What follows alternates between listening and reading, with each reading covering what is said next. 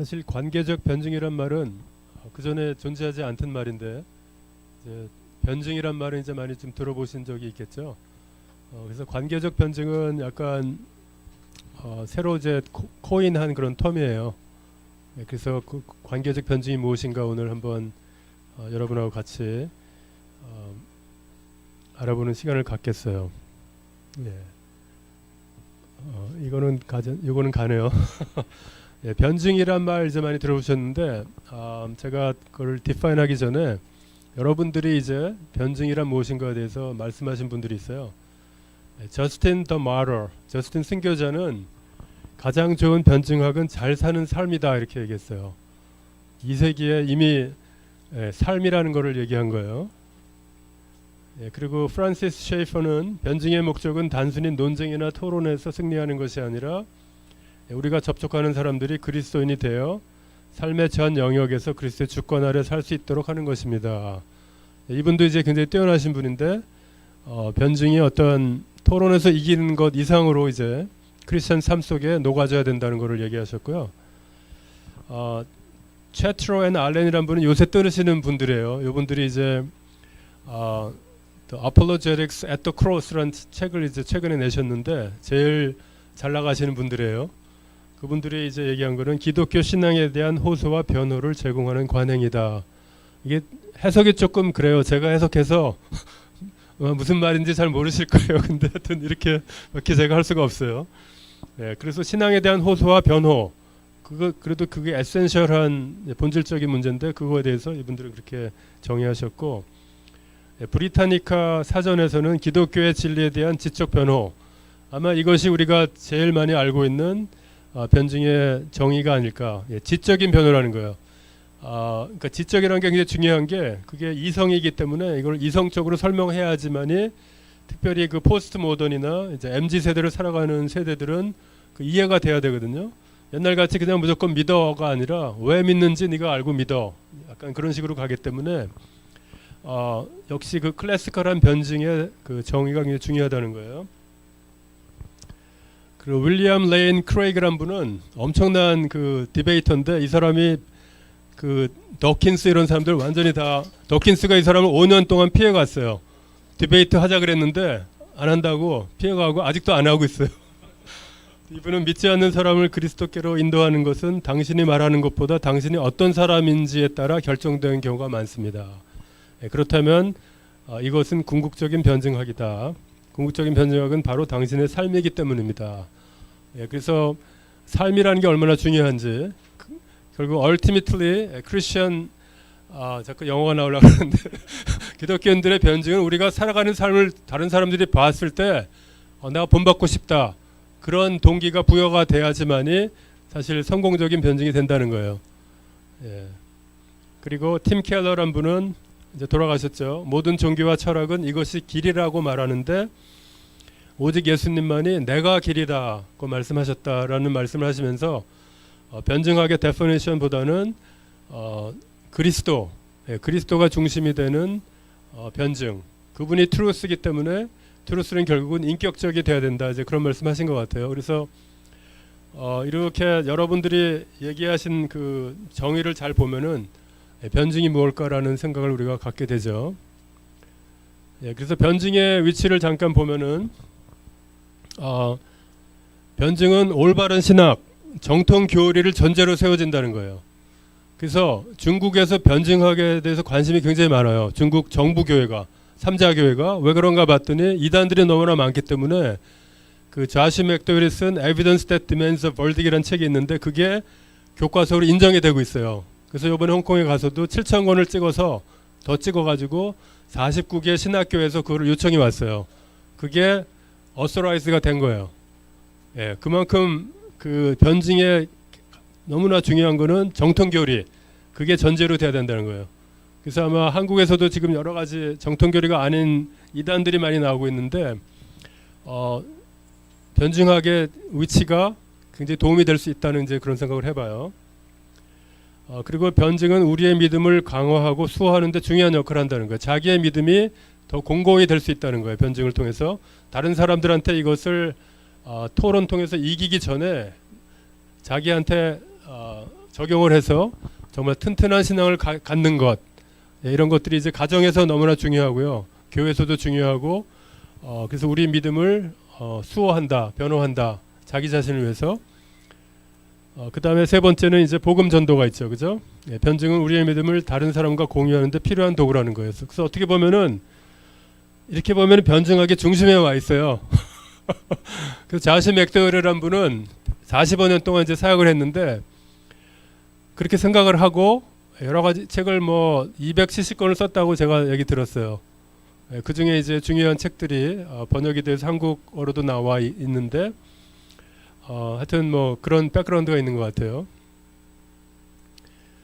자, 그럼 관계적 변증에 대해서 제가 데피니션을 한번 얘기를 해볼게요. 관계적 변증은 이제 네 가지로 구성되어 있어요. 첫 번째는 이제 명제, 프로포지션이 뭐냐, 그게 이제 트루스가 뭐냐는 거죠. 어떤 트루스. 그래서 오늘 그래서 그 트루스 12개가 있는데 그 중에 한 가지, 하나님은 존재한다는 그 트루스를 가지고 오늘 관계적 변증학이 무언가를 한번 알아보는 시간을 갖겠어요.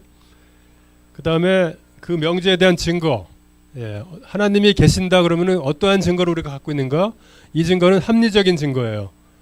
어떤 뭐 성령이 나한테 얘기해서 나는 안다 그런 게 아니라 합리적으로 누구나 알 수 있는 그런 증거를 제시함으로 하나님은 존재한다는 것을 우리가 증명할 수는 없어요. 그러나 이런 증거를 얘기할 때 플러저블하다는 말을 하거든요. 그러니까 프로바빌리티로 얘기하면 원이 아니라 그럴 가능성이 굉장히 많구나 하는 걸 이제 사람들한테 확신시켜 준다는 거예요.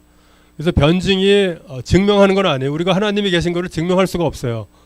얼티미틀리 이거는 성령의 역사인데 성령의 역사가 일어나기 전에 사람들의 마음을 움직이게 하는 이제 그러한 증거를 제시할 수 있다는 거예요. 그리고 그러면은 명제가 있고 증거가 있는데 그러면은 이 트루스가 어떠한 시그니피컨스가 있느냐, 나한테 어떻게 관련이 되는가, 그거를 우리가 잘 생각을 해요. 다른 사람한테 적용하기 전에 이 진리, 하나님이 계신다는 진리가 어떠한 관련성을 갖고 있는가, 나한테 어떻게 연결이 되는가를 우리가 생각을 해봐야 된다는 거예요.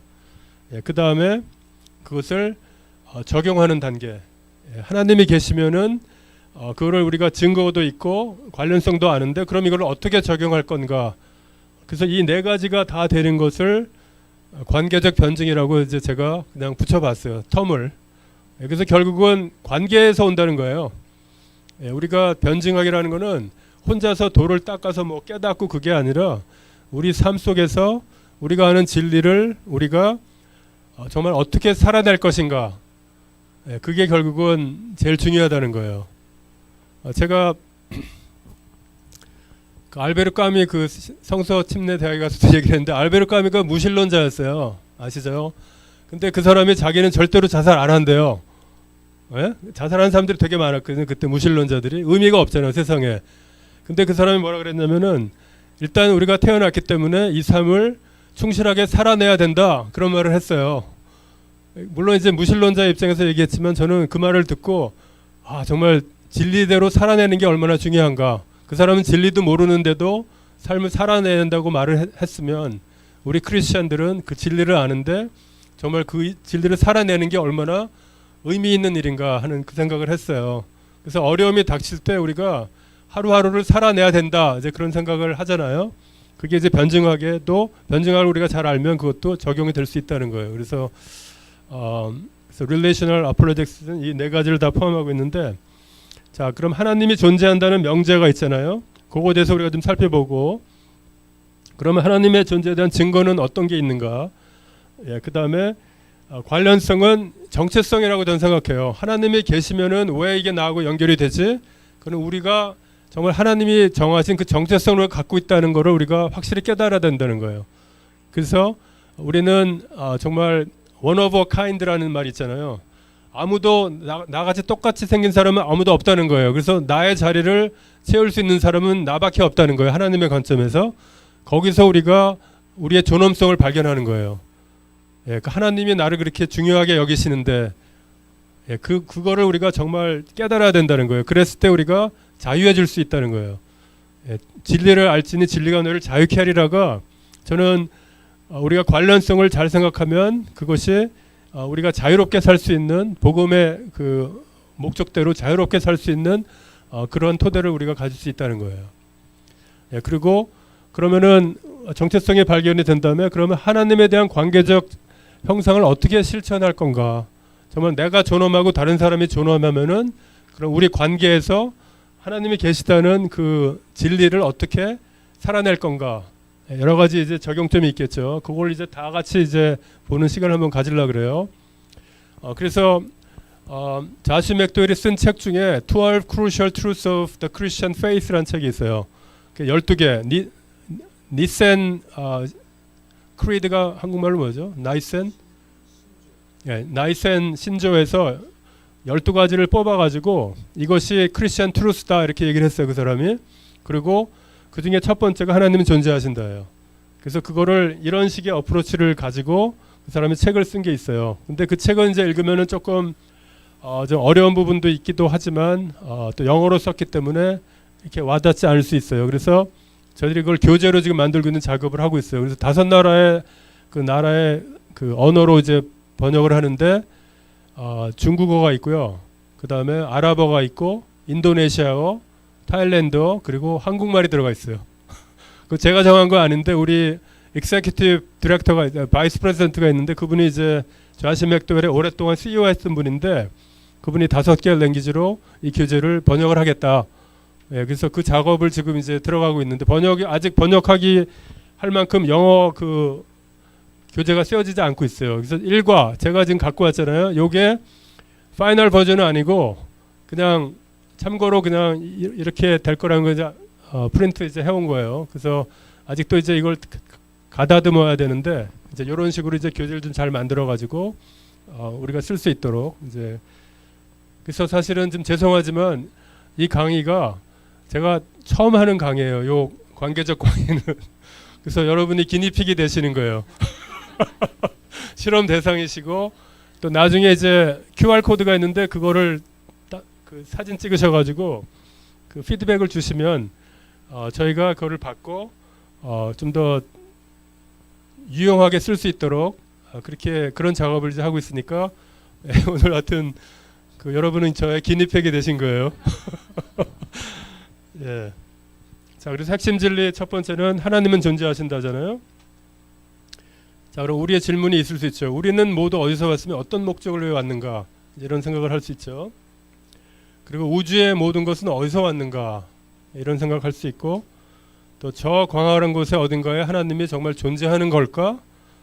이제 이런 질문들이 이제 있을 수 있죠. 우리 자신한테도 있지만 또 우리가 만나는 많은 사람들이 이런 질문을 많이 할 거예요. 굉장히 펀더멘탈한 질문이에요. 하나님이 계신가? 그게 우리가 생각하기에는 야 그거는 너무나 당연하지. 근데 세상에 나가 보면은 그 질문을 가지고 스트러글 하는 분들이 아직도 많다는 거예요. 그리고 우리도 한번 정말 우리가 정말 하나님이 계시다는 걸 어떤 증거적으로 한번 생각해 본 적이 있나? 우리도 한번 우리의 합리적인 이성을 한번 트리거 시키는 거죠. 자, 사물이 왜 존재하는가? 자, 우주하고 잔디깎기 개미, 뇌 이런 거를 보면은요. 제가 우주하고 뇌는 잘 아실 거라고 생각해요. 근데 개미의 삶을 제가 관찰을 하는데 제가 텍사스에 사는데 개미가 개미 천국이에요.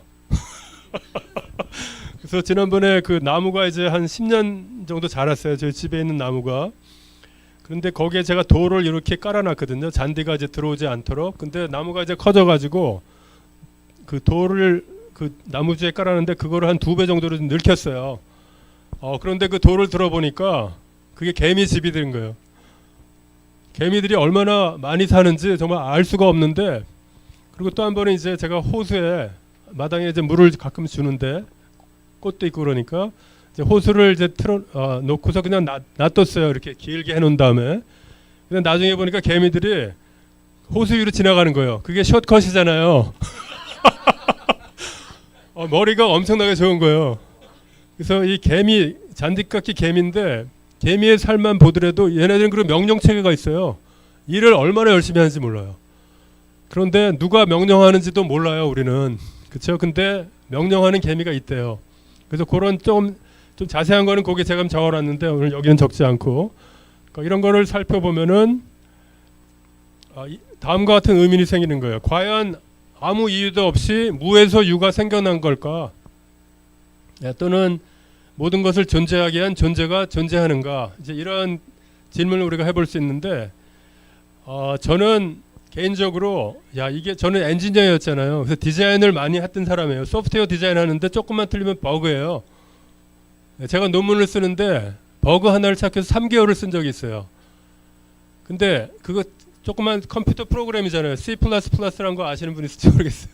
저 그거를 썼는데 와 정말 조금이라도 틀리면 이게 작동을 안 해요. 컴퓨터 프로그램이 돌아가질 않아요. 그거 발견하느라고 3개월이 걸렸는데 아주 작은 미스테이크예요. 그래서 저는 정말 디자인 없이는 아무것도 존재하지 않는다에 대해서 100% 서포트하는 사람이에요. 제가 해봤기 때문에 항상 고장나게 돼 있어요. 뭔가가 부족하기 때문에 디자인을 계속해서 반복하고 임프루브하고 그럴 때 이제 완제품이 나오는데 그 완제품도 시한부예요. 몇 년 지나고 나면은 작동을 안 해요. 그런 것이 이제 디자인의 세계인데 세상을 관찰하다 보면은 그런 질문들이 생길 수 있다는 거예요. 보통 사람들이. 자, 신에 대한 세 가지 견해, 이제 무신론 빼고 나서 범신론이라는 게 있죠. 팬시즘인데 이것은 우주와 자연과 세계와 인간의 모든 것이 신이라는 세계관이에요. 모든 것이 신이고 그러니까 모든 사물에 신이 존재하고 또 모든 사물이 신 자체다 이렇게 얘기하는 건데 그다음에 이신론이라고 있죠. 디이즘이라고 있는데 디이즘은 자연 법칙에 하나님에 대한 믿음은 있어요. 그러나 그 하나님은 인격적인 하나님이 아니고 인발부되지 않다는 거예요. 그리고 우리가 믿는 기독교적 신론은 하나님이 모든 것을 창조하셨고 인격의 하나님이 사랑으로 사랑과의 인격 관계를 원하시며 예수님이 그 사랑을 구현하신 구세주라는 것을 이제 믿는 믿음인데 그래서 하나님이 누구신가 우리 크리스천의 관점에서는 우리는 하나님의 특성을 탐구함으로 하나님이 누구이신지 잘 이해할 수 있다는 거예요. 그리고 그분은 전지하시고 전능하시고 무소부재하시고 창조해 주신 거죠. 그리고 우리가 또 하나 관가할 수 없는 것은 그분은 인격적이며 관계적이라는 거예요. 그래서 관계적 변증이라는 게 그 말이 하나님이 관계적이시기 때문에 우리가 관계적이란 그 컨텍스트에서 변증을 하게 되면은 하나님의 취지에 벗어날 수 있다는 걸 이제 얘기하는 거죠. 자, 이게 많이 보신 그림이시죠? 안 가나요?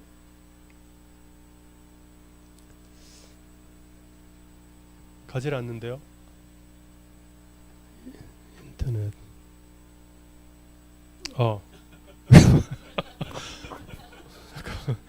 자, 이거 어떤 그림이세요? 이거 천지창조 누구죠? 이티. 이티. 예, 이게 미켈란젤로가 그린 그림인데 제 거에는 이게 없는데 이게 나오는데 어떡하죠? 이게 그 성당의 벽화 천장에 붙어 있는 벽화에 천지창조의 미켈란젤로가 이제 그린 건데 4년 동안 이걸 그렸대요. 근데 누워서 그렸대요. 누워가지고 천장에 이렇게 그렸는데 예, 이게 이제 하나님이시고 이제 아담이잖아요, 그죠? 그래서 그 미켈란젤로의 생각에는 최소한 하나님이 관계적인 사람이라는 걸 이제 그렸다는 거예요.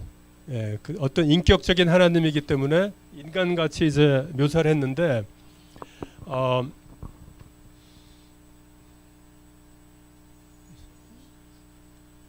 이쪽으로 나오네요. 그래서 하나님은 관계적 인격체시다.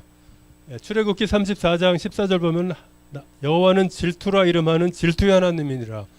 이 질투라는 말을 이제 우리가 인간이 하는 질투하고는 다른 거고 이거는 질투라는 거는 God is jealous about his relationship with you. 이게 New Living Translation인데 이게 해석을 잘한 것 같아요.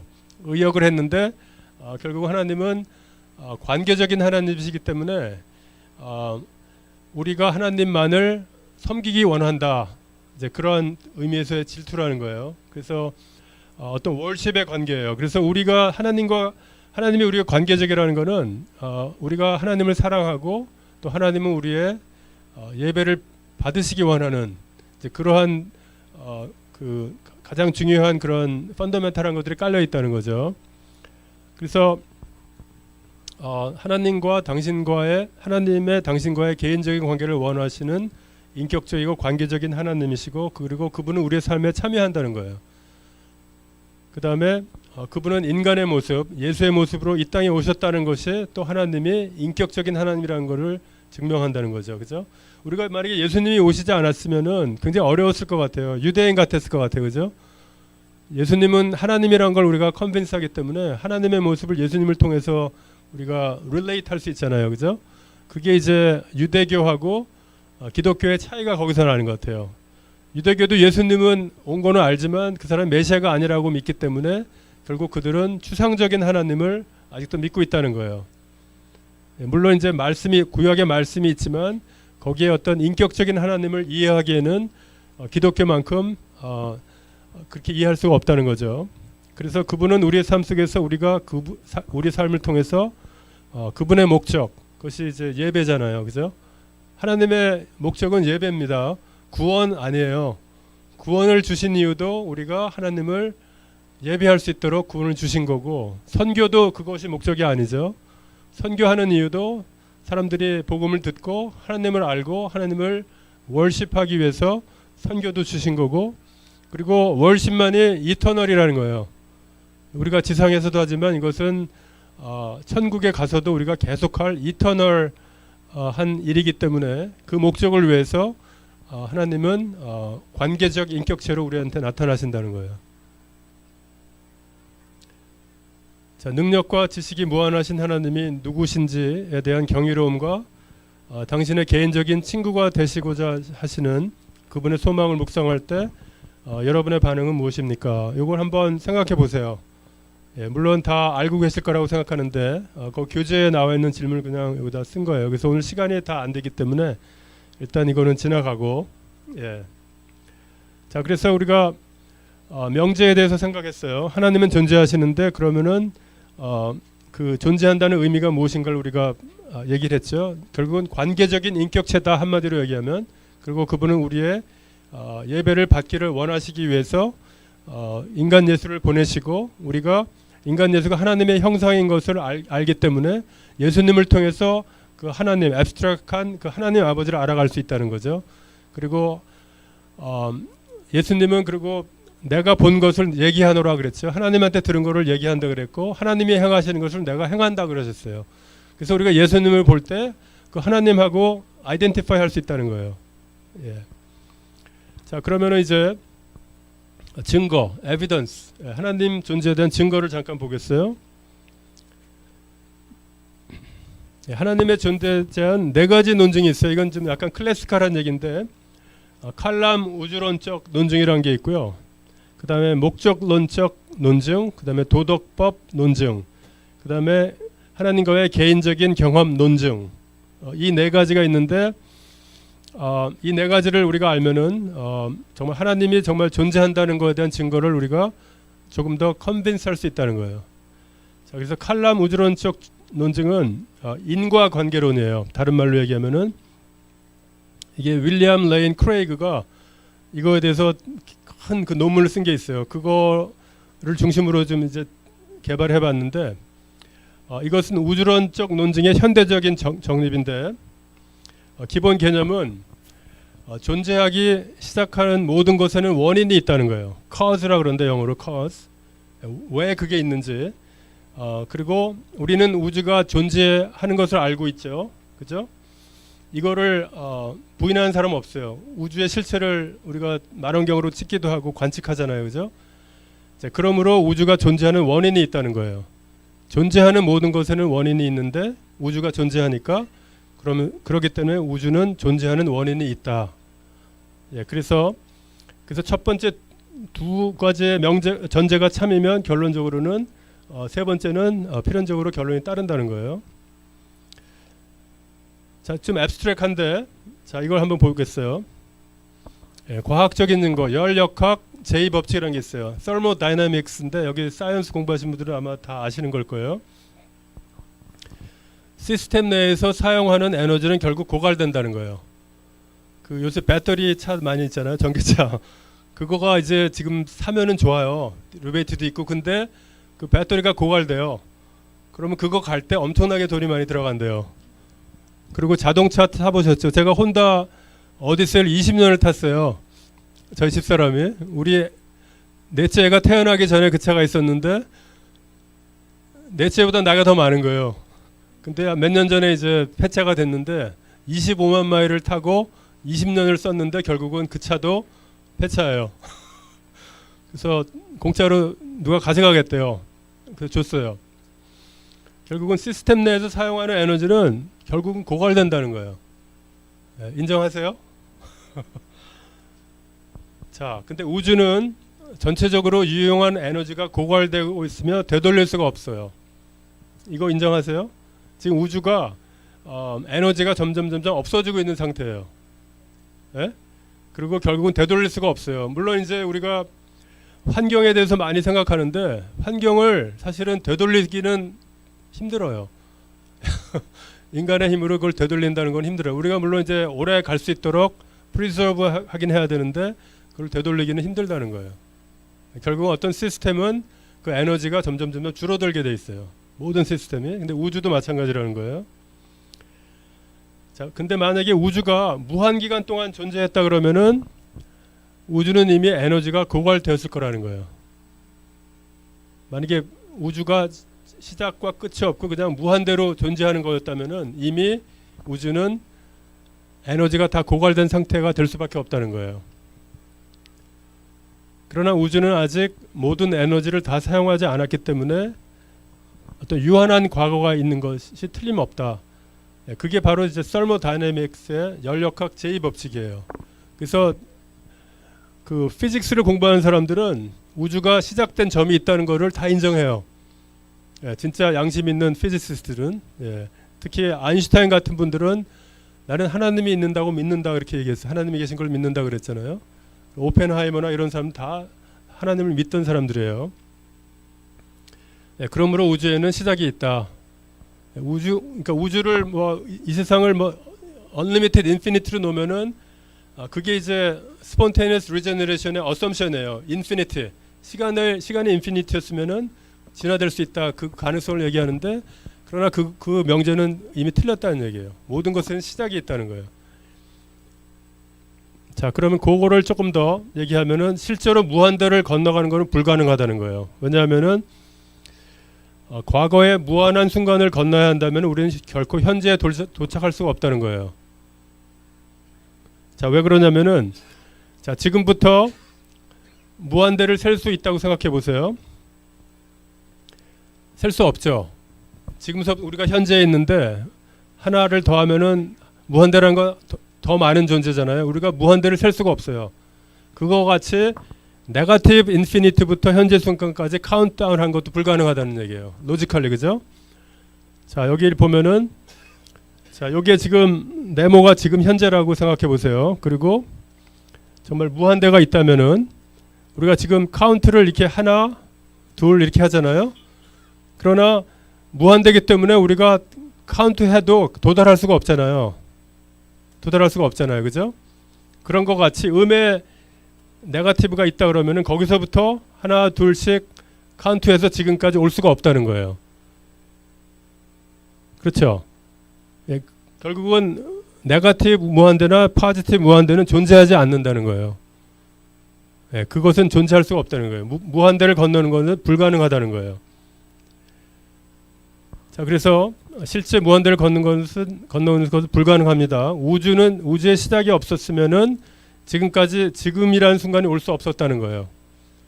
네거티브 무한대에서 아무리 카운트해도 현재라는 거 도달할 수 없다는 얘기예요. 항상 과거일 뿐이지. 계속 더 세야지만 올 수 있는데 네거티브 무한대이기 때문에 현재까지 도달할 수 없다는 거예요. 이게 철학적인 생각이에요. 자, 시작이 없는 우주와 함께 현재에 도달하는 것은 무한히 높고 바닥이 없는 구덩이에서 뛰어내리는 것과 같다는 거예요. 계속 내려가는 거예요. 바닥이 없을 때까지. 근데 결국은 바닥을 도착할 수 없는 것이 네거티브 무한대에서 현재까지 도착할 수 없는 그 논리하고 같다는 거예요. 그러나 지금의 순간이 도래했다는 사실은 우주의 시작이 있었다는 걸 얘기하는 거예요. 그래서 사이언티스트들이 이제 빅뱅 티어리에 대해서 그 인정하기 시작했잖아요. 이제는 네거티브 무한대 그런 거 얘기 안 해요. 그래서 어떻게 보면 진화론이 어폐가 있는 게 시간을 인피니트로 주면은 진화될 가능성이 있다고 얘기하는 건데 그거는 사실은 수학적으로 불가능해요. 자, 그러므로 우주에는 시작이 있고 존재하기 시작하는 모든 것에 원인이 있다면 우리는 우주 생성의 원인, 커즈가 있었음이 틀림없다는 결론을 내려야 된다는 거예요.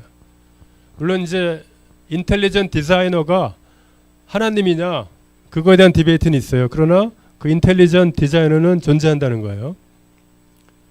자, 그러면 이런 질문을 할 수 있어요. 하나님을 존재케 한 건 뭐냐? 이런 질문을 많이 받아요. 그죠? 자, 모든 게 하나님이 창조했다는 거는 내가 믿는데, 자, 그럼 하나님은 누가 만들었어? 이제 이렇게 질문하는 친구들 제가 많이 봤는데, 자, 존재하기 시작하는 모든 것에는 반드시 원인이 있어야 한다면 하나님의 존재의 원인은 무엇인가? 이 질문에 대해서 우리가 생각을 해봐야 돼요. 자, 근데 이거를 생각해 봐야 돼요. 하나님은 시작점으로부터 존재하는 분이 아니라는 거예요.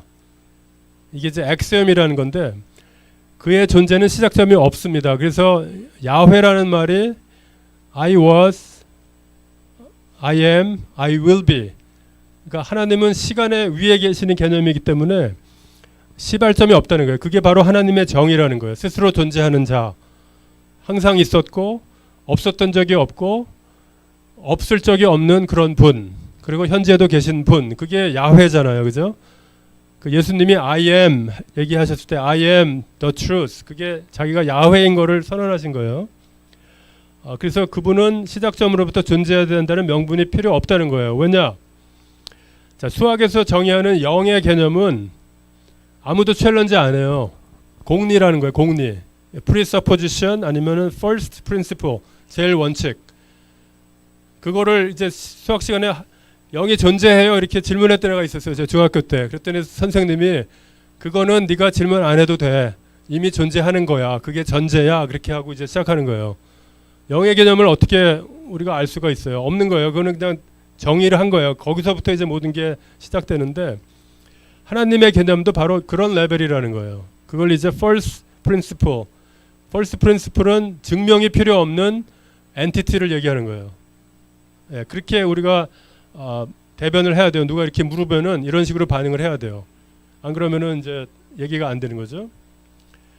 자, 그래서 하나님의 존재의 원인이 없다는 전제는 불합리하지 않다는 거예요. 왜냐하면은 무신론자들은 우주가 영원하기 때문에 원인이 필요하지 않다고 오랫동안 주장해 왔어요. 자, 그들은 우주가 영원하고 원인이 없을 수 있다고 주장하면서 그럼 어떻게 하나님이 영원하고 원인이 없다는 개념에 문제가 있다고 할 수 있을까요? 안 되는 거예요. 자기들이 생각한 그 생각도 결국은 하나님한테 적용이 안 된다고 얘기하는데 그게 말이 안 된다는 거예요. 그러니까 하나님은 존재의 원인이 없는 분이다. 예, 그게 이제 우리가 알게 할 수 있는 이제 부분이 된다는 거예요. 자, 그리고 두 번째는 이제 목적론적 논증, 이제 지적 설계론인데, 그러니까 첫 번째는 이제 모든 것에 원인이 있다는 거죠. 우주에는 원인이 있고, 그러나 하나님은 원인이 필요치 않는 분이다. 이제 그게 이제 첫 번째 칼람 cosmological argument고, 이제 두 번째는 목적론, 지적 설계론인데, 논증의 주장은 다음과 같습니다. 생명과 자연의 법칙 전체 우주는 특정한 복잡성, 설계의 특징을 보여준다는 거예요. 복잡성, complexity. 그래서 따라서 우주는 지적 설계자로부터 나온 것이 틀림없다. 이게 이제 목적론적 변증인데, 정크야드에서 폐차장에서 자석이 있는데 실제로 저런 자석이 있어요. 이게 크레인인데 폐차장에 있는 쇠들을 큰 자석이 이렇게 딱 끌어올려요. 저는 그 미국에 폐차장을 많은데 이거 본 적이 있는데 이렇게 끌어올려요. 그래서 벌크로 이제 차에 실어갖고 이제 버리는 거예요, 어딘가에. 자, 폐차장 자석으로 자동차 부품을 모아서 우연히 자동차가 될 수 있는 확률은 얼마가 될까? 이거 아마 들어보신 적 있을 것 같아요. 그 확률은 불가능이나 거의 없다는 거예요. 그러니까 랜덤하게 뭐를 이렇게 했을 때 어떤 완전체가 생성되는 가능성은 거의 없다는 거예요. 예, 그런 것 같이 우주가 디자이너가 없이 우연하게 창조될 수 있는 확률은 얼마나 될까요? 이거는 진짜 제로보다도 더 적은 그런 가능성이 되는 거예요. 그래서 우연이란 있을 수 없다는 거예요. 모든 사물에 우연이 존재하지 않는다는 거예요. 그리고 어떤 페인팅이 있는데 르노와르가 그 꽃밭을 많이 그렸잖아요. 그 그림을 보면은 그 아름다운데 그게 그냥 자연에다 그냥 캔버스를 내려놓고 우연하게 비가 와서 꽃이 떨어지고 거기에 꽃이 만들어지고 그 아름다운 페인팅이 될 가능성은 제로죠. 그죠? 그런 것 같이 모든 것에는 디자이너가 있다는 거예요. 자, 이거는 약간 재미있는 얘기인데 단일 세포, 원셀, 휴먼 셀이에요. 자, 이게 지금 셀을 이제 아주 심플하게 그려놓으면 이렇게 생겼대요. 셀 월이 있고 그 다음에 뉴클러스, 핵이 있고요. 핵산.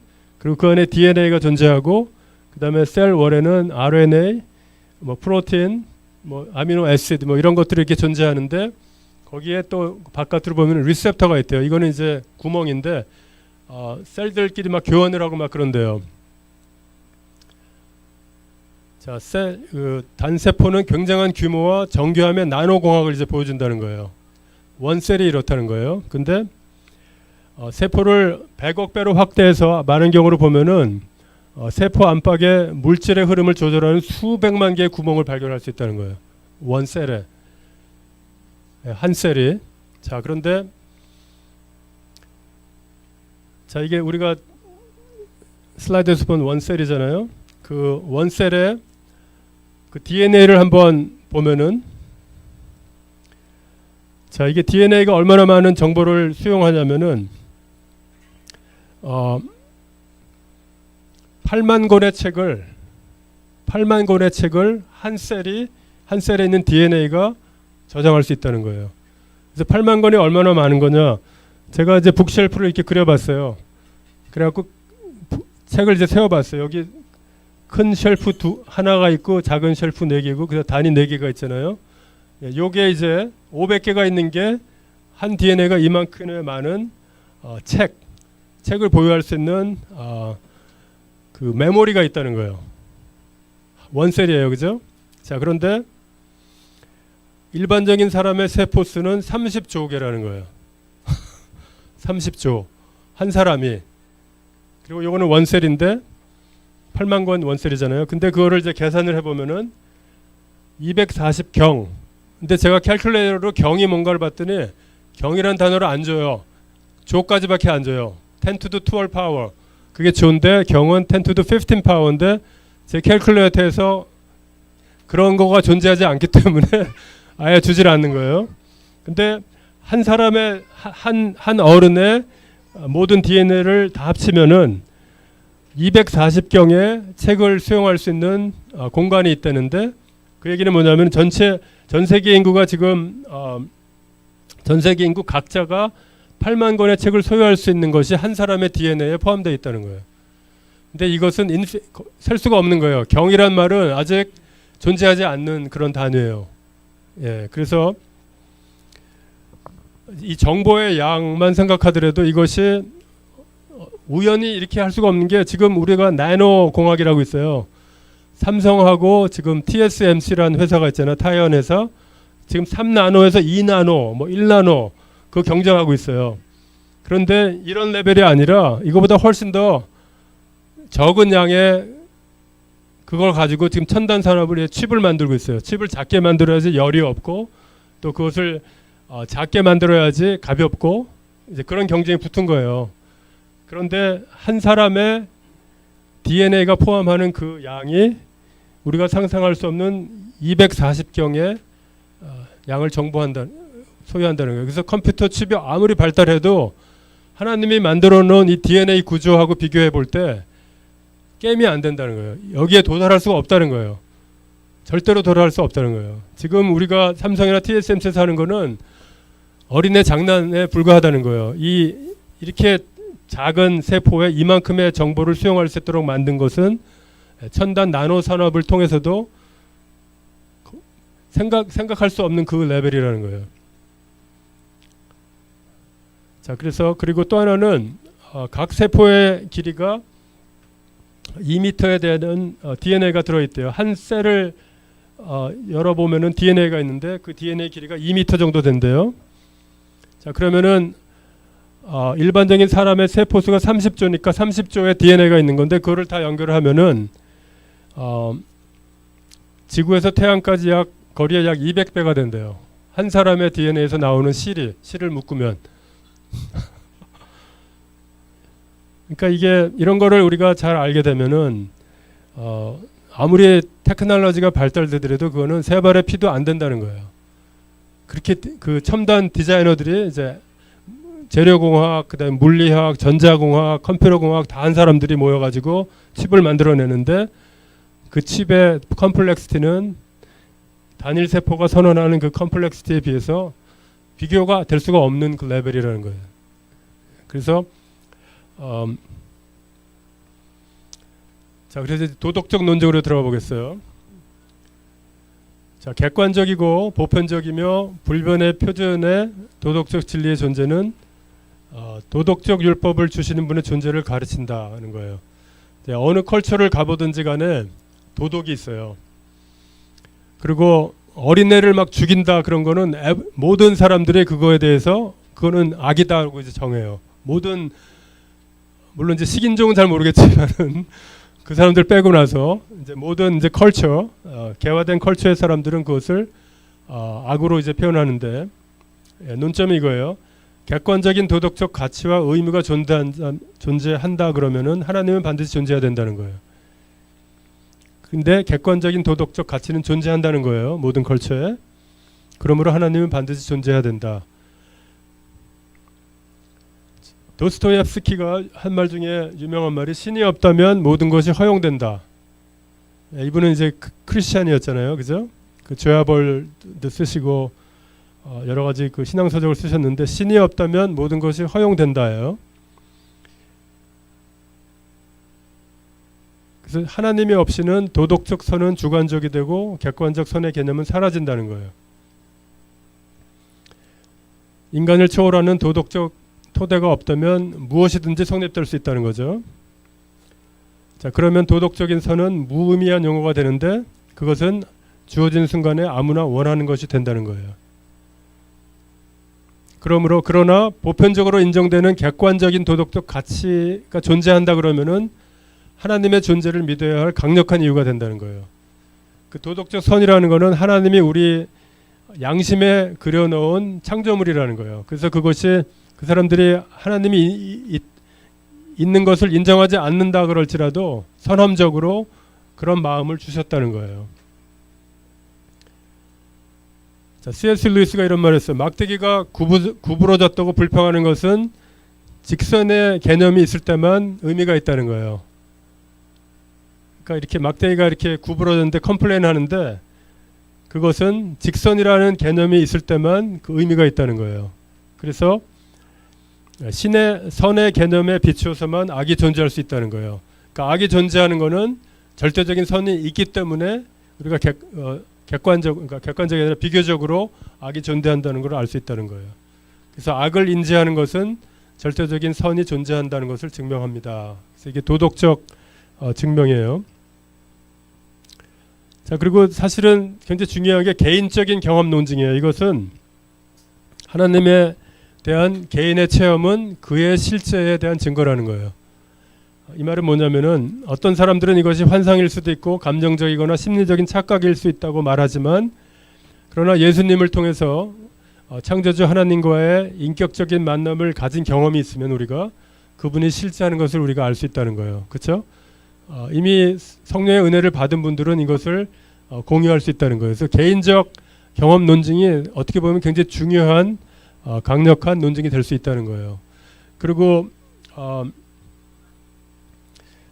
그 어떤 통계가 있는데 크리스천덤, 기독교화가 된 그 나라들에서 정말 선한 일을 하는 그 양이 엄청나다는 거예요.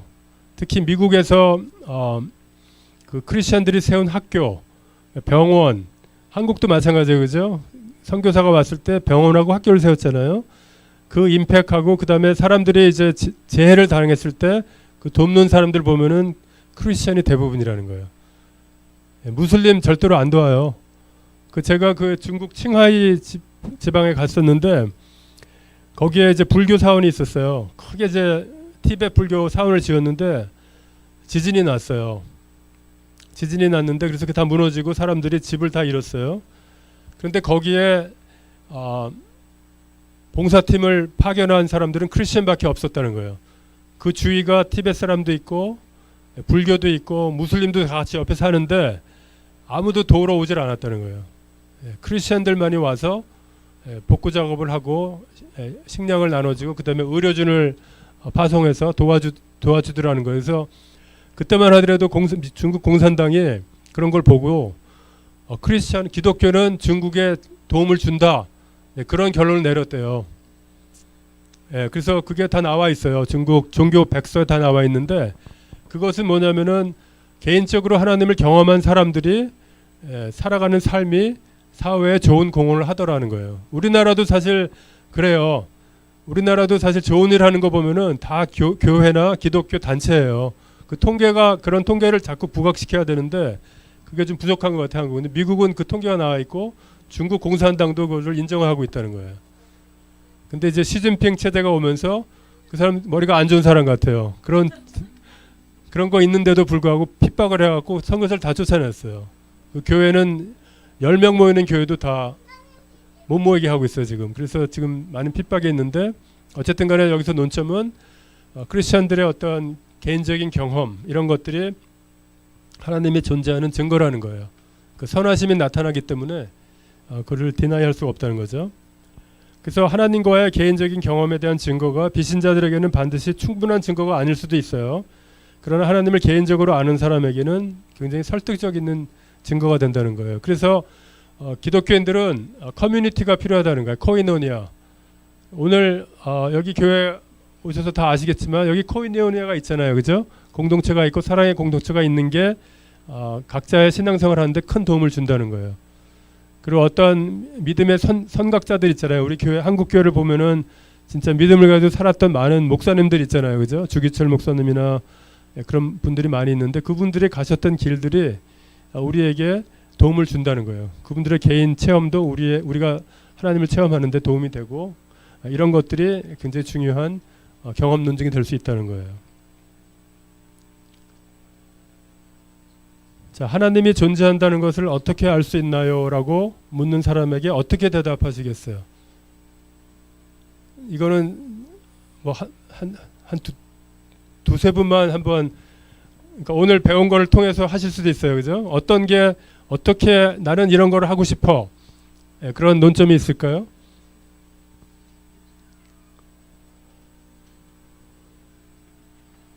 한번 생각해 보시고 그 네 가지 중에 정말 자기가 상대하는 사람이 어떤 사람이냐에 따라 달라질 수 있을 것 같아요. 그죠? 그래서 그거를 잘 정리해 가지고 설명할 수 있을 때까지 되면은 좋을 것 같아요. 네.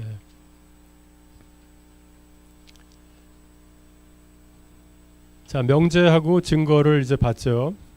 그러면은 그럼 relevance는 뭔가, 그죠? relevance는 자신의 정체성을 발견함인 거예요. 제일 중요한 게 이거 같아요. 하나님의 형상대로 우리가 만들어졌기 때문에 하나님이 계시다면 우리가 하나님의 형상을 가진 사람으로 만들어졌기 때문에 우리의 정체성을 발견하고 그것이 얼마나 중요한 것인가를 우리가 자각해야 된다는 거예요. 그래서 인간으로서 정체성을 이해하는 것은 인생의 가장 큰 도전이에요. 하나님이 존재하시고 그분이 우리를 창조하셨다는 진리를 창조주께서 정의하신 대로 우리의 정체성을 발견할 수 있는 기초를 제공한다는 거예요. 우리는 관계를 위해서 창조가 되었다는 거예요. 아담은 하나님이 만드신 최초의 인간이었죠. 그러나 죄가 관계를 단절시키기 전인 완벽한 에덴 동산에서도 하나님은 뭔가 좋지 않다고 선언하신 게 있는데 그게 뭐죠? 혼자 있는 것이 좋지 않다고 하셨어요. 참 특이한 얘기죠, 그죠? 물론 싱글로 살아가는 사람들한테 뭐 이거를 얘기하는 건 아니고, 하나님의 원래 목적은 여자와 남자를 창조하시는 게 목적이었다는 거예요. 좋지 않다는 게 이게 참 특이하잖아요, 그죠? 혼자 있는 게 좋지 않다는 거예요. 그래서 많이 정신병자로 고생하신 분들이 제일 어려운 게 혼자 있고 싶어 한다는 거예요. 그분들이 사람들하고 이렇게 관계를 짓지 않기 때문에 그 정신병이 더 악화가 되는 거예요. 그래서 정신병자 걸린 사람들 병원에 수용하잖아요. 그게 월스트라는 거예요. 점점 더 죽이는 일이라는 거예요. 자꾸 이제 교제를 갖고 이제 살아야 되는데, 자, 그리고 인간이 홀로 있는 것은 좋지 않습니다. 왜냐하면은 하나님께서 자신의 형상을 식별할 수 있는 표식이나 구별되는 관계적 특성을 인간 내면 속에 심으셨기 때문이라는 거예요. 그래서 인간이 우리가 겪는 외로움, 그것이 사실은 하나님이 원하시는 게 아니라는 거예요. 여러분이 완벽한 낙원에서 하나님이 만드신 최초의 인간이었다고 한번 상상해 보세요. 자, 거기에 뭐 과일도 있고 뭐 나무도 많고 동물도 뛰어놀고 막 그러고 있는데 이 관계를 공유할 다른 사람이 없었다면 어떤 기분이 드시겠어요? 혼자라면 그 넓은 그 공간에. 그래서 결국은 우리는 관계를 위해서 창조가 되었다는 거예요. 관계 없이 우리가 혼자 살아가려는 노력은 사실은 굉장히 어려운, 하나님의 그 창조의 목적에 위배되는 그러한 일이라는 거예요. 물론 이제 예외적으로 그렇게 하시는 분들도 있을 수 있겠어요. 그러나 그거는 노음은 아니라는 거죠. 자, 마르코 퍼슨훗, 인간의 표, 하나님의 관계적 DNA인데 관계적 존재로서 하나님의 영원한 존재라는 거예요. 우리가 하나님은 사랑이 많으신 관계적 존재로 영원히 존재하시는데 그분은 본질적으로 관계적이고 성부, 성자, 성령 삼위일체라는 세 위격이 완전한 일치로 존재하시는 분이시죠. 태초에 하나님이 천지를 창조하시니라. 하나님이 말씀하시기를 우리의 형성을 따라 우리의 모양대로 우리가 사람을 만들고, 사랑은 하나님께로부터 나서 하나님은 사랑이시니라. 결국은 어떤 관계의 컨텍스트에서 하나님이 우리를 사랑하신다는 걸 우리가 알 수 있죠. 그래서 모든 사람은 하나님과의 관계적 DNA를 지니고 있다는 거예요. 하나님이 자기 형상, 하나님의 형상대로 사람을 창조하시되 여자와 남자를 창조하시고, 여기서 하나님의 형상대로라는 말은 하나님의 관계적 DNA가 우리 안에 있다는 거예요. 아까 DNA 봤잖아요. 셀에 DNA를 다 심어 놓으셨는데 그게 그냥 메케니컬한 어떤 바이올로지컬한 존재일 뿐만이 아니라 그 안에 어떤 영적인 마음을 심어 놓으셨다는 거예요. 그것이 하나님의 형상을 우리가 갖고 있다는 증거가 된다는 거예요. 그래서 하나님의 DNA에 관련된 다음의 특성을 물려받았는데, 우리가 관계를 맺는 능력, 하나님과 우리 자신 외에 다른 존재를 사랑하는 능력, 이것이 하나님이 우리에게 심어주신 DNA 중에 하나라는 거예요. 그래서 성공하는 사람들의 공통점은요, 관계를 잘하는 사람들이에요. 제가 이번에 그 CCC 수련회 가서 할 제목이 그거예요. 성공을 하고 싶습니까? 그러면은 관계적 사람이 되십시오. 근데 그렇게 이제 했더니 금방 마감이 됐더라고요. 그 한국에 이제 그 간사님이 저하고 이제 달라서 가시는데 그분이 그렇게 지도를 하시더라고. 애들이 등록할 수 있는 그 제목을 넣으라는 거예요. 그게 성공 다 하고 싶잖아요, 그죠? 근데 정말 저도 이제 사회생활 오래 했는데 성공하는 사람들이 꼭 가장 똑똑한 사람이 성공하는 건 아니더라고요. 똑똑한 사람 중에 성공한 사람이 있는데 그 사람들은 관계를 잘하는 사람들이에요. 그리고 험블, 휴밀리티.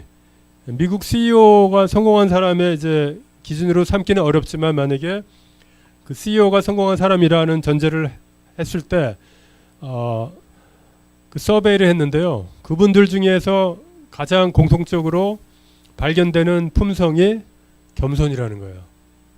휴밀리티. 미국이 그래요. 미국이. 그게 그 사람들이 잘났고 막 그게 아니라 험블한 사람이 올라가더라는 거예요. 험블한 사람들은 다른 사람들한테 자기가 경쟁자라는 인식을 주지 않잖아요. 예. 근데 그 휴밀리티가 그게 일부러 하는 그런 휴밀리티가 아니라 다른 사람을 존중해주고 다른 사람을 칭찬하고 다른 사람이 잘했을 때 프레이즈하고 이제 그런 품성이잖아요, 그죠? 그런 품성을 갖춘 사람들이 결국은 성공하더라 하는 거예요. 물론 예외적인 사람도 있어요. 스티븐 잡 뭐 이런 사람 다 예외적인데 그 사람 근데 빨리 죽었잖아요. Unfortunately, 그죠? 스마트폰을 만들어냈지만 빨리 죽었어요. 불쌍한 인생 같아요. 마지막에 그 사람이 한 말인지 안 말인지 잘 모르겠는데 어떤 사람이 하는 얘기를 들었는데 나는 이제 죽음을 맞이한다. 나는 그런 어떤 두려움 가운데서 이제 마지막을 보냈다. 이제 그런 말도 있어요. 그 관계를 맺는 능력이 그냥 괜히 있는 것이 아니라 하나님이 그런 DNA를 우리에게 주셨기 때문에 그런 캐릭터가 우리한테 있다는 거예요. 그 다음에 우리의 생각과 의도와 감정을 다른 사람들에게 전달하는 소통 능력. 그것도 하나님이 말씀하시기를, 하나님은 말씀하시는 분이잖아요. 커뮤니케이션 하시는 분이잖아요. 그렇기 때문에 우리가 다른 사람들한테 의사소통하는 그런 DNA도 결국 하나님이 주신 관계를 위한 캐릭터라는 거예요. 그리고 인간 관계와 삶에 대한 가치관, 이것도 이제 하나님이 우리에게 주신 DNA라는 거죠. 그리고 관계를 통해서 일을 성취하는 것에 대한 만족감과 기쁨. 결혼하신 분들은 알겠지만 그 부부 사이가 안 좋을 때 그거 같이 정말 괴로운 순간이 없어요. 그렇죠? 그러나 부부 생활이 원활할 때 거기서 오는 또 행복감도 다른 것하고 비교할 수가 없다는 거예요. 그리고 자녀의 관계도 마찬가지인 거예요. 그것이 이제 관계를 통해서 성취감이 있는데 그것이 하나님이 우리에게 주신 DNA라는 거. 하나님도 아마 우리하고 같을 것 같아요. 우리를 주셨는데 우리가 정말 불순종하고 막 죄의 길을 간다 그러면은 막 굉장히 어려우실 것 같아요. 그죠? 그러나 우리가 하나님을 인정하고 하나님을 믿고 하나님과 교제하고 하나님께 기도하고 또 하나님의 말씀을 듣고 그런 관계가 되면은 하나님 굉장히 행복하실 것 같아요. 그죠? 그런 것 같이 우리도 똑같다는 거예요. 하나님이 주신 그 관계적 형상은 우리의 관계를 통해서 나타난다는 거예요. 그래서 자신이 누구인지 알아내기, 이게 너무나 중요한 거예요. 우리는 모두 하나님의 형상대로 독특하게 지음을 받았다는 거예요. 진정한 정체성의 기초는 우리가 하나님의 형상으로 unique, 우리와 같은 사람은 세상에 아무도 없다는 거예요. 그걸 정말로 우리가 인식을 계속 해야 된다는 거예요. 매일매일. 하나님이 나를 이렇게 만드셨구나. 나 같은 사람은 나밖에 없으니까 내가 해야 될 일이 있구나. 그리고 내가 없으면 하나님이 얼마나 안타까우실까. 저는 그렇게 생각해요. 만약에 제가 실패했으면 하나님이 정말 안타까우실 것 같아요. 그리고 자살하는 사람들 너무나 불쌍한 게 너무 불쌍해요. 정말 존재감이 없기 때문에 공허하고 그래서 자살하잖아요. 그리고 막 악플 같은 거 받았을 때 나는 과연 누굴까, 자존심 상하고 자긍심 상하고 세상을 페이스할 수 있는 그 용기가 다 사라진 거잖아요. 그랬을 때 그 사람들이 하나님의 형상대로 만들어졌다는 것을 알고 있다면, 정말 그걸 인식하고 있다면 자살하지 않았을 텐데, 너무나 안타까운 그런 사연들 많이 있잖아요. 그죠? 두 개의 눈송이가 서로 같지 않듯이 우리가 똑같이 디자인된 사람은 없다는 거예요. 당신은 독특한 원본입니다. 오리지널이라는 거예요. 오리지널. 유니크만 아니라 오리지널이라는 거예요. 오리지널. 옛날에 제가 연희동에 살았었는데 신촌에 자주 갔었는데 이대 앞에 두 떡볶이집이 있어요. 하나는 오리지널이고 하나는 리바이벌이에요. 근데 둘 다 굉장히 잘했었어요. 저희 누님이 이제 이화여대 다녀가고 제가 고등학교 때 가끔 가고 그랬는데 오리지널이라는 거예요. 원본. 하나님은 우리를 독특하게 만드신 특별한 은사와 재능, 열정, 뚜렷한 성격과 성향과 개성과 그런 모든 것을 우리의 내면 속에 두셨다는 거예요. 그래서 그것을 우리가 인정을 해야 된다는 거예요. 특히 부모가 자식 키울 때요, 열을 많이 받을 때가 있어요. 저도 그랬는데 얘들이 도저히 그 아버지가 얘기하는 거 듣지도 않고 막 각자 가는 거예요. 그랬을 때 막 열받고 그러는데, 그래서 제가 탈무드를 좀 읽어봤어요. 그랬더니 거기서는 이런 말을 하더라고. 애들의 가장 잘하는 것을 발견하라. 그리고 애들한테 부모가 생각하는 거를 주입시키지 말라는 거예요. 그래서 애들이 가장 잘하는 거를 발견을 하고 그것을 칭찬해주고 그것을 잘할 수 있도록 도와주는 것이 부모의 역할이다. 그렇게 얘기하고 있더라고요. 그랬는데 그 유태인들이 800만도 안 돼요. 전 세계에. 그거 아세요? 네, 그렇게 몇 명 안 되는 그 사람들이 미국의 대학교 아이비리그 이런 데 가잖아요. 유태인 아닌 사람들 거의 발견 못해요. 물론 이제 중국 사람들도 이제 꽤 있고 그런데 항상 가끔 있는데 진짜 좋은 학교의 석학들은 다 유대인들이에요. 그리고 할리우드의 감독과 배우 중에 많은 부분들이 유대인이에요. 우리가 잘 몰라서 그렇죠. 스티븐 스필버그부터 시작해가지고 The Graduate에 나왔던 그 더스틴 허프만 뭐 이런 사람들, 바바라 스트라이젠 잘 보세요.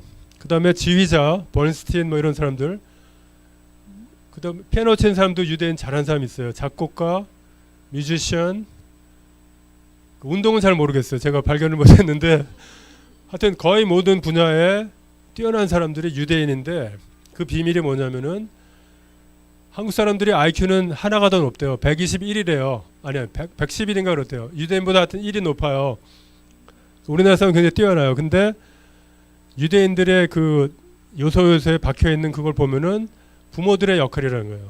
애들이 가장 잘하는 거를 그냥 시켰다는 거예요. 우리나라 요새 의대 있잖아요. 한국 보면은 의대 못 가면 뭐 안 된다면서요. 모든 대학이 의대부터 쫙 채워지고 뭐 그 다음에 뭐 서울 법대 뭐 이렇게 된다면서요. 맞나요? 그러니까 우리나라가 이제 그런 게 약간 애들이 좋아하는 걸 시키라는 거예요. 근데 애들이 다 의사 되기 원하는 거 아닐 거 아니에요. 그렇죠? 그래서 독특한 원본이기 때문에 우리가 이것을 우리한테도 적용시키지만 특히 자녀 교육이나 이런 데 적용을 하라는 거예요. 그래서 그 아이들이 잘하는 거를 키워주는 게 하나님께 영광이 된다는 거예요. 그게 우리가 성공이라는 게 뭐예요? 하나님이 원하시는 거를 하는 게 성공이라고 저는 생각하거든요. 그랬을 때 얘가 정말 이런 A라는 직업을 갖고 하나님을 섬겨야 되는데 B라는 직업 갖고 스트러글 하고 있으면 그건 성공이 될 수가 없잖아요. 그죠? 그리고 성공이라는 것은 만족이 있고 거기에 해피해야 돼요. 사실은. 그죠? 스트레스 매일 받고 막 하기 싫은 거 하는데 제가 한번 삼성병원에 간 적이 있었어요.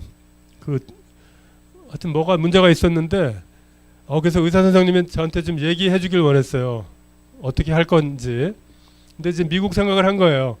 미국 이제 저 주치의가 이렇게 그 사람 말하기 좋아하는 사람인데 한 30분을 얘기해요. 그만 좀 얘기해도 되는데 뭐 자기 딸이 K-팝 좋아해서 한국에 부산에 영어 선생으로 갔다는 거예요. 그것부터 시작해서 구구절절 얘기해요. 근데 저도 이제 그런 생각을 하고 이제 의사 선생님 만났는데 딱 의사 선생님이 저를 보지도 않고 컴퓨터 딱 보면서 한 30초 얘기하시고 끝이에요. 와. 근데 스트레스가 너무 많더라고요. 보니까 어포인먼트 그 약속 그 스크린에 나오잖아요. 꽉 차 있어요. 저 말고도 그 뒤에 그때 한 오후 늦게 갔는데 그러니까 너무 불쌍한 거예요. 불쌍한 거예요. 제가 볼 때는 사는 게 사는 것 같지 않다 그렇게 느껴지고 물론 의사라는 스테러스 있죠 한국에. 그 존경받고 저 사람은 정말 승자야 이렇게 생각하는 사람도 있겠지만 제가 볼 때는 너무 불쌍한 사람이구나 그런 생각이 들었어요. 어쨌든 간에 우리는 독특한 원본이고 또 다른 사람도 독특한 원본으로 우리가 취급을 해야 한다는 거예요. 아침에 지하철 타고 오는데 어떤 팔이 없으신 분이 팔이 없어요. 한 팔이. 그리고 그 쪽지를 주시더라고요. 자기 두 아이의 아버지인데 자기를 좀 도와달라고. 근데 제가 이제 어떤 생각을 했냐면은 제가 한국 돈이 없었어요. 그래서 지갑을 보니까 100불짜리밖에 없는 거야. 근데 이제 일단은 그걸 드렸어요. 근데 이 사람이 받았을 때 100이니까 이게 뭐 100원인지 뭔지 모르지만 하여튼 드렸는데 너무나 불쌍한 생각이 드는 거예요. 이 사람이 뭐 이걸 어떻게 쓸지 그건 전 생각하지 않고 팔이 없으신 거 보니까 상위 군인 같아요. 제 느낌에. 예, 저보다 조금 젊은 사람이었는데 하여튼 간에 그런 사람 처음 봤어요. 옛날에는 많이 봤는데 한국에 그런 분 많이 없더라고요. 이제. 예, 그분도 하나님의 만드신 원본이라는 거예요.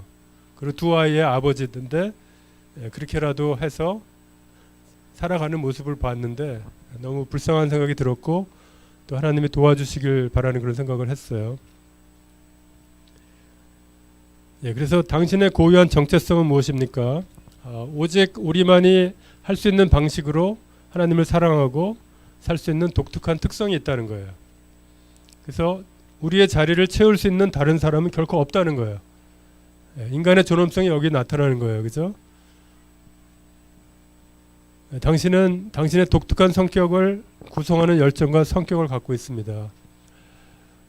또 한 번은 미국에서 어떤 일이 있었냐면은 한 사람이 그 클러치를 들고 이렇게 구걸을 하시는 분이 있어요. 자기 오늘 저녁 좀 사달라고. 그런데 저희 집사람 좀 차가운 편인데 절대로 주지 마 그러더라고요. 제가 운전했는데 이제 5불을 줬어요. 5불짜리가 있어가지고 이거로 저희 가서 햄버거 사 먹으시라고 그랬는데 이제 쩔뚝쩔뚝하면서 돈을 받아갖고 가는 거예요. 그랬는데 우리가 다른 일을 하고 이제 그 햄버거 가게를 이제 지나가게 됐어요. 차를 타고. 근데 이 사람이 이 클러치가 없는 거예요. 그러니까 우리 집사람이 하는 얘기가 거봐. 근데 저는 어떻게 얘기했냐면은 하나님이 힐 해주셨어. 자기 다리로 가잖아. 그리고 가서 햄버거 먹잖아. 우리 집사람은 저거 이제 마약 살 거라고 주지 말라고. 이거 녹음되는 거 아니죠? 너무 불쌍하잖아요, 그죠? 예, 그 사람들도 사연이 있을 거예요. 또 한 번은 저희 교회에 홈리스가 왔는데 저희 교회 그 중간에 좀 누워 있을 수 있는 자리가 있었어요. 벤치가. 거기 계속 앉아가지고 예배도 가끔 와요. 그런데 나중에 알고 보니까 이 사람이 꽤 괜찮은 사람이었더라고요. 네, 회사 생활하고 꽤 괜찮은 사람이었는데 어느 날 그렇게 된 거예요. 네, 그런데 어쨌든 간에 그래도 교회로 와서 예배도 가끔씩 드리고 우리가 많이 도와주기도 했는데 근데 독특한 원본이에요. 이분도 하나님 보시기에. 근데 우리 세상적인 관점에서 이 사람을 뭐 이렇게 뭐라 그러죠? 한국말로 괄시하거나 뭐 그럴 수도 있죠. 근데 그렇지 않다는 거예요. 하나님은 그렇게 안 보신다는 거예요. 그리고 우리가 감정적인가, 이성적인가, 창의적인가, 아니면 체계적인가, 예술적인가, 아니면 기계적인가. 어떤 분 같아요? 저희 집사람은 저보고 뭐라 그러나 멀티플 퍼스널리티라는 거예요. 어떤 때는 굉장히 논리적인데 어떤 때는 굉장히 감정적이고 그리고 저도 살아다 보니까 제가 누군지 잘 모르겠어요. 그리고 이제 목회를 하다 보니까 성격도 많이 바뀌는 것 같아요. 저는 원래 칼같이 딱 끊는 사람이었어요. 누가 좀 이상하면은 딱 다시 안 봐. 이제 그런 스타일로 오래 살았는데 나중에 보니까 친구가 하나도 없더라고요. 집사람이 당신 봐 친구 하나도 없잖아. 그러면서 이제 제가 조금씩 이제 변화되기 시작했는데 그렇다고 해서 아직도 릴레이셔널한 사람은 아닌 것 같아요. 아직도 이제 좀 차갑고 그리고 이성적인지 아니면은 감성적인지 잘 모르겠어요. 그거는. 근데 둘 다 있는 것 같아요. 어딘가에. 당신은 무엇에 관심이 있나요? 관심사가 다 다른 거예요, 그죠? 예, 우리 애들이 그 어릴 때인데 그때 핑클인가요? 그거 보고서 막 좋아하더라고요. 그래서 내가 야 너희들 제발 이거 태폐적인 거야. 그때만 하더라도 제가 케이팝인지도 모르고 이런 거 하지 마 그랬는데 이거 좋대. 아버지 들어보래. 들어봤더니 정말 좋더라고요. 케이팝 저는 뭐 누가 누군지 하나도 몰라요. 근데 홍이삭이라고 아세요? 홍이삭. 그분은 참 그 노래를 잘 하시더라고요. 옵스. 이게 잘못됐는데.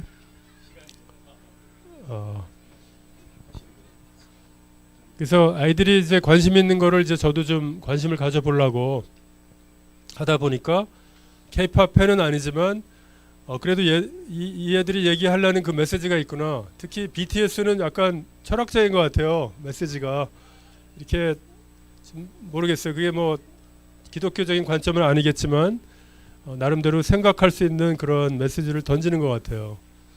그래서 하여튼간에 그 아이들이 관심이 있는 거를 우리가 관심을 갖는 것도 중요하다는 거예요. 부모로서는.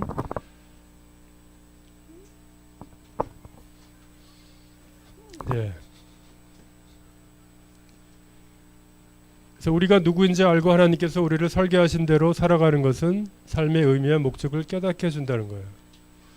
예, 저는 그 선교지를 많이 나가는데 선교지만 가면은 에너지가 넘쳐나요. 그 이상해요. 예, 근데 그 이제 하나님이 주신 비전이 사실 선교인데, 근데 목회하면서는 사실 굉장히 어려웠어요. 어떤 면에서 매주 설교하시는 목사님 정말 어떤 때는 저도 힘들어요, 그죠? 그 레이버를 그리고 그거를 설교한다 그래서 사람들이 뭐 변하거나 그런 게 보이지 않을 때 많잖아요, 그죠? 그랬을 때 스트러글이 좀 많이 있었어요. 예, 그런데 근데 이상하게 선교지를 가면은 에너지가 넘쳐나는 거예요. 그리고 지치지 않고 또 열정을 주시고 이제 그런 일이 있는데 아마 어떤 선교적 DNA를 주시지 않았나. 그리고 제 얼굴이 선교사적 얼굴이래요. 제가 한국에만 오면은 영어해요, 사람들이. 한국 사람 아니라고 생각하는데 여러 나라를 갔을 때 다 그 나라 말로 하는 거예요. 제가 네팔에 갔는데 나 네팔 사람 같다는 거예요. 할렐루야. 그리고 일본에 갔더니 관서지방에 갔더니 와타시와 일본말 하고 막 그래요. 중국에 갔더니 중국말 해요. 그래서 유니버설.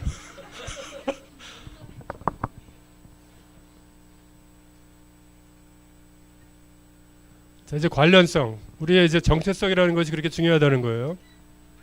자신의 정체성을 알고 또 다른 사람의 정체성을 인정해 줄 때 우리가 관계에서 정말 그 사람이 정말 중요한 사람이고 하나님의 원본이구나 하는 생각을 늘 가지시라는 거예요.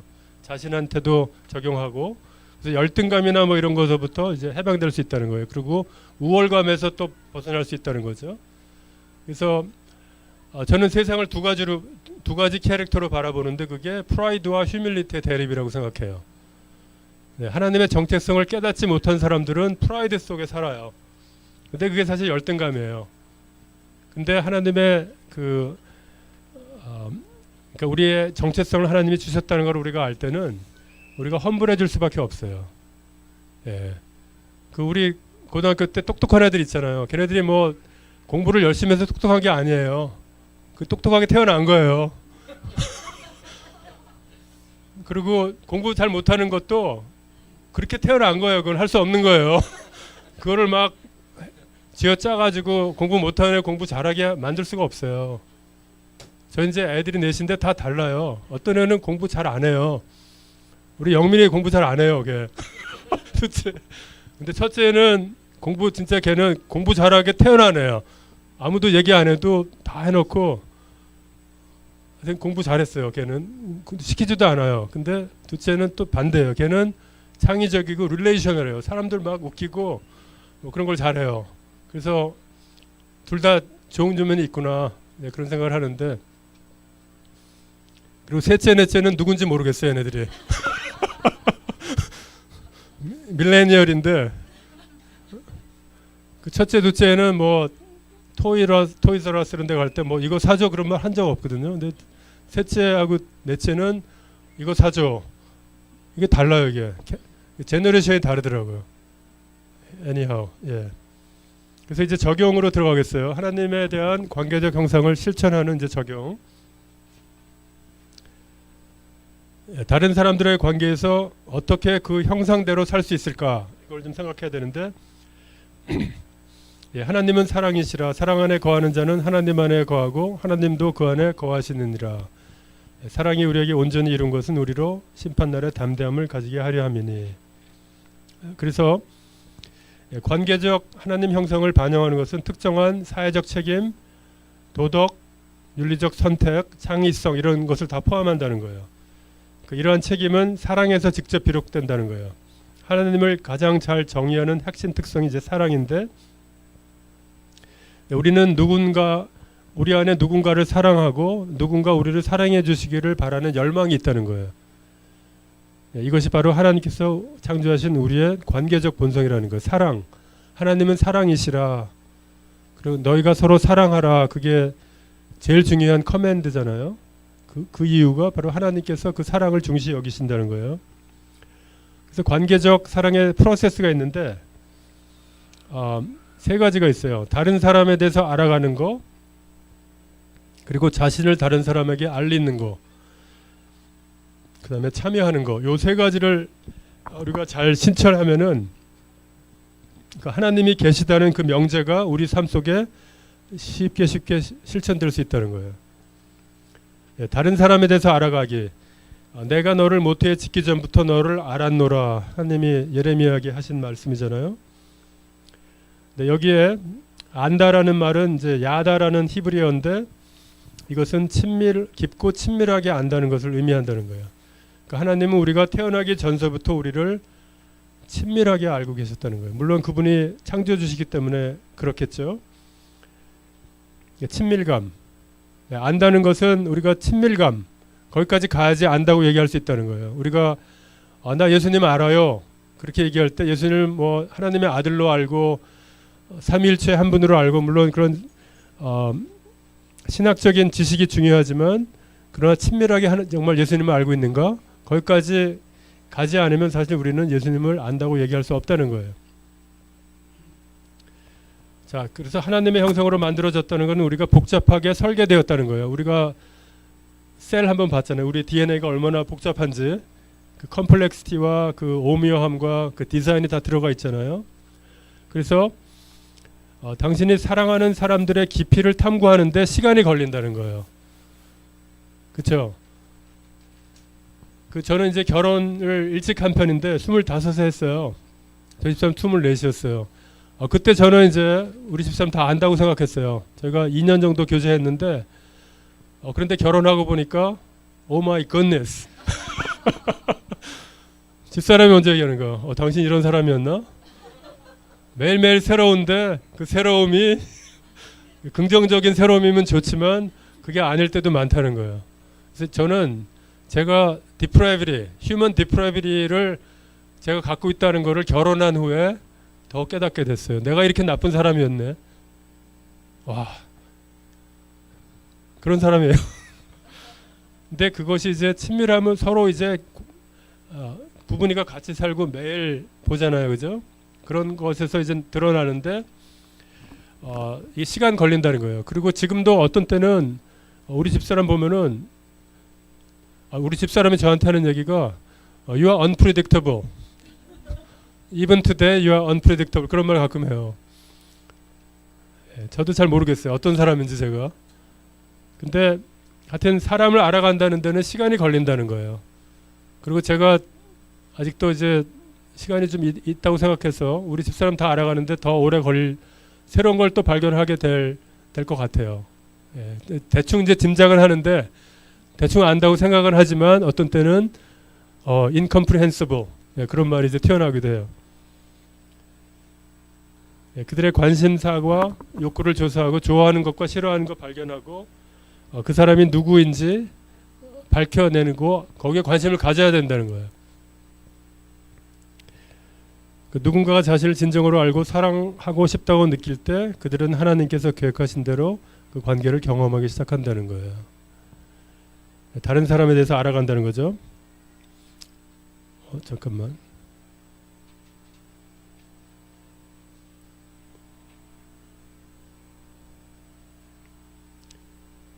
이게 하나 빠졌네요.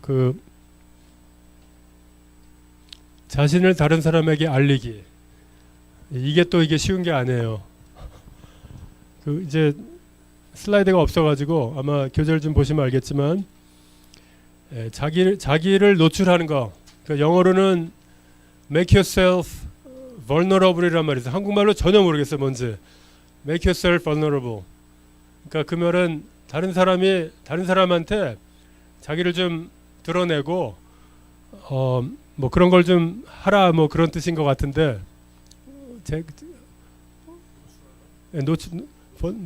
노출이 정확한 것 같네요, 그죠?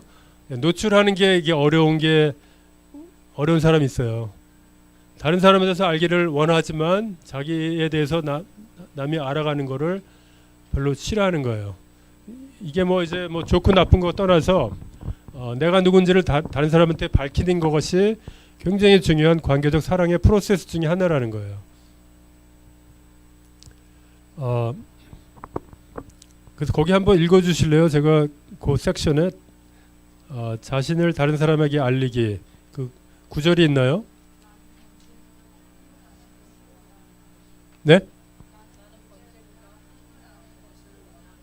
네.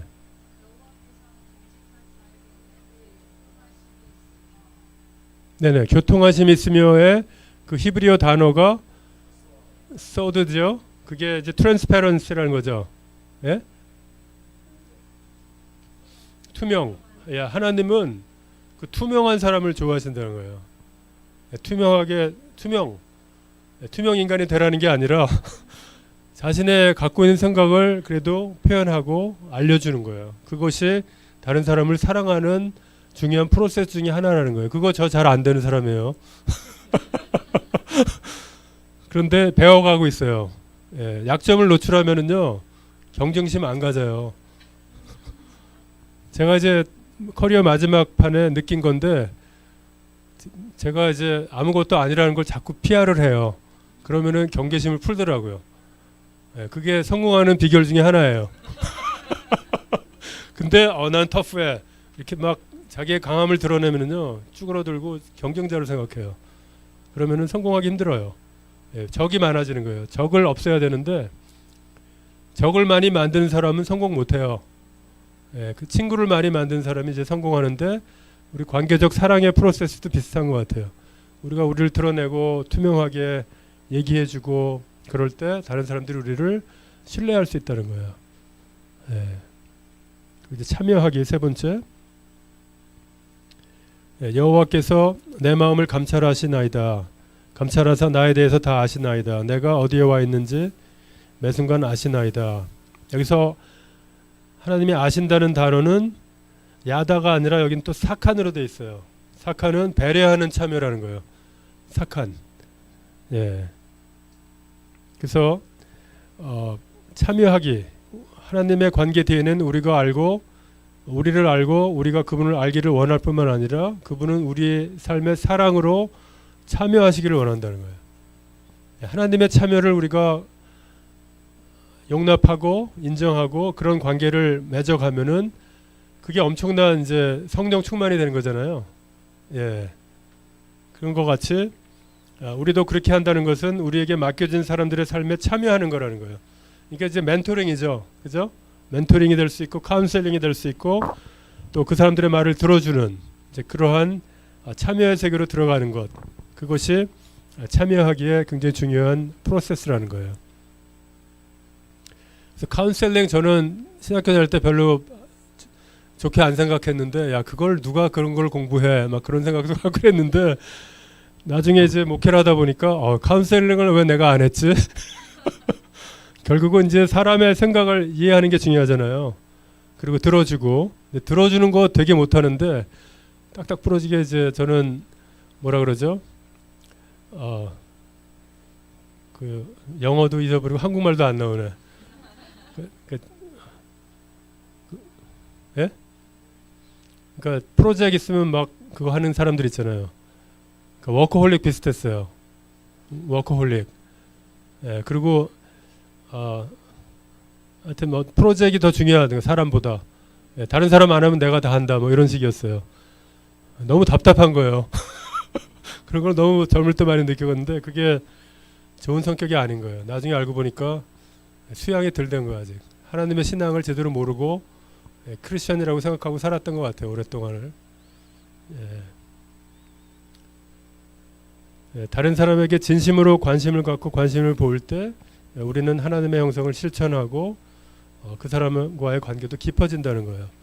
우리 최철광 목사님 저하고 이제 친한데 그래도 많이 속을 털어놨어요. 그분도 그렇고 저도 그렇고. 그분도 아마 친구 많이 없을 거예요, 그죠? 죄송합니다. 그 남 얘기를 해서 그 얘기하지 마세요.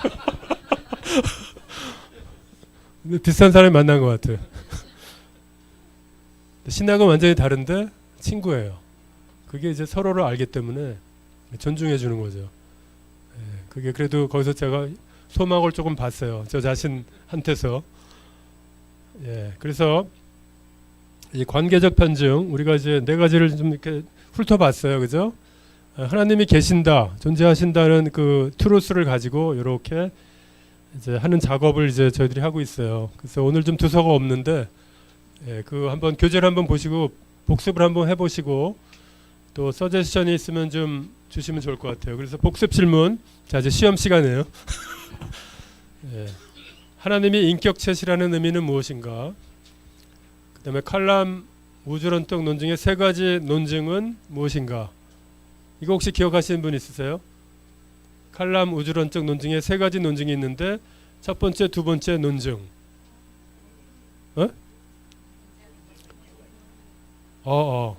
모든 존재하는 것은 원인이 있다. 우주는 존재한다. 그러므로 우주에는 원인이 있다. impressed. 신의 존재에 대한 기본적인 도덕적 논증은 무엇인가? 혹시 기억하세요?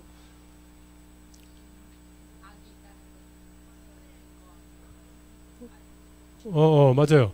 그 선이 존재한다는 것은, 그러니까 악이 존재한다, 그러니까 보편적인 선이 존재한다는 것은 하나님이 존재하는 것을 아는데 우리가 악이 있는 것을 알 때 선이 있는 것을 알기 때문에 또 하나님이 존재하는 것을 우리가 알 수 있다.